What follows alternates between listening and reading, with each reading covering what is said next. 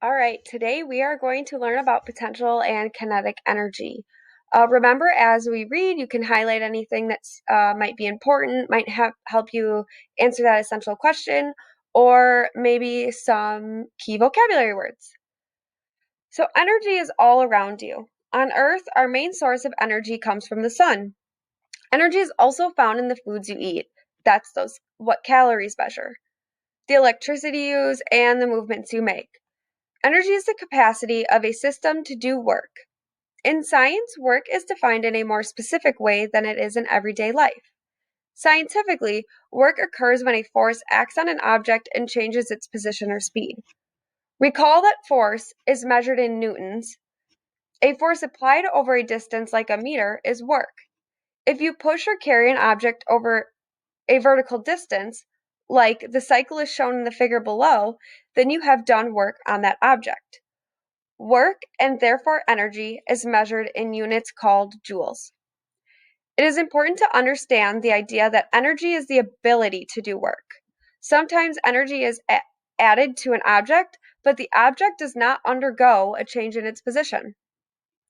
So, storing and using energy. Energy can be stored. One way to do this is to do work on it. For example, when you added washers to the spring scale, work was done on the spring. The additional mass exerted a force on the spring, and the spring gained energy as it stretched. In the stretched position, the spring stores energy. This stored energy is called potential energy. Potential energy can exist in various forms.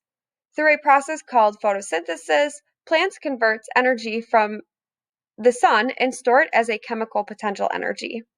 The people and the animals that eat these plants rely on this form of potential energy. Potential energy can also be converted into kinetic energy, or energy of motion. When you removed the washers from the spring scale, the spring recoiled. The stored energy became the kinetic energy of the spring's recoil motion. When you walk into school, your body changes the chemical potential energy from your food into the kinetic energy of muscle movement.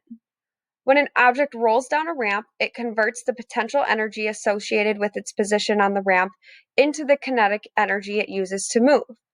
When the object reaches the bottom of the ramp, it is moving faster than it did at the very top. There's less potential energy, but more kinetic energy. And then go ahead and explore around the slides. We have a couple questions that you can go ahead and answer.